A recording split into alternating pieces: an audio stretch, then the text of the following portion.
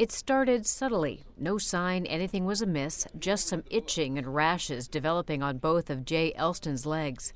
A trip to his primary care physician in 2012 led to an initial diagnosis of hepatitis, a prescription for antibiotics, and a recommendation to call again if Jay were not feeling better in a few days. In 3 days, I couldn't keep anything down. I'd lost 40 pounds in a week.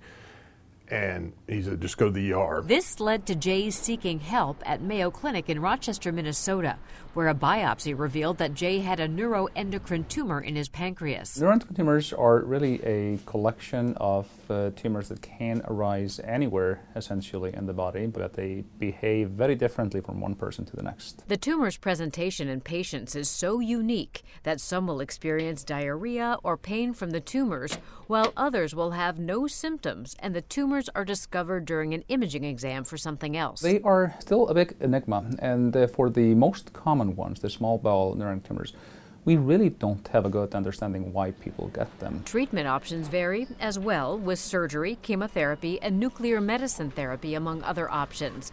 With his diagnosis, Jay had clarity from the beginning. I was here to fight it from the beginning, and that's what I intend on doing. I want to see my kids graduate. I want to walk my daughter down the aisle. I intend on staying around for a long time. And it has been a battle. A multidisciplinary team comprising medical oncology, gastroenterology, pulmonary medicine, surgery, radiology, especially nuclear medicine, and pathology has supported Jay through each round. Jay's medical oncology team started him on chemotherapy, which shrank the cancer and gave him 2 years without issues.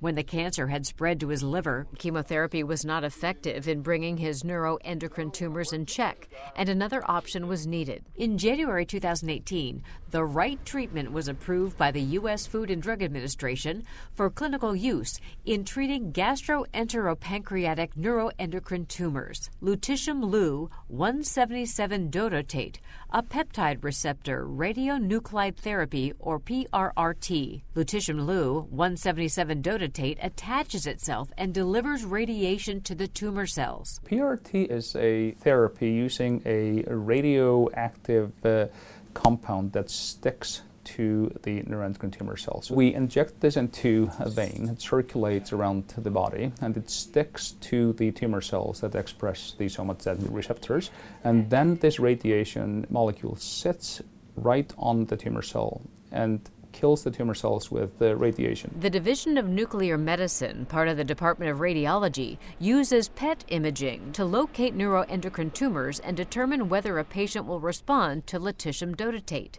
Patients receive 4 doses, each 8 weeks apart, with checkups about a month after each infusion. For Jay, the effects of this new treatment were almost immediate. Dr. Anderson told me before I got the first treatment, said don't expect immediate results. We usually take 2 rounds before we see anything. Within 3 or 4 days, the diarrhea stopped. It had shocked the tumor enough, it quit producing that hormone. And within a week, I was back to normal. It was just amazing. It's been a great experience. When I was in the hospital at Joplin with all this, there was a patient in there, and one of the nurses asked me if I would go talk to him about Mayo. I said, I'll be happy to. I'm happy to talk to anybody about Mayo. My family knows that. They probably get tired of hearing about it. Everything runs so much different here than it does at home. It's just an amazing place.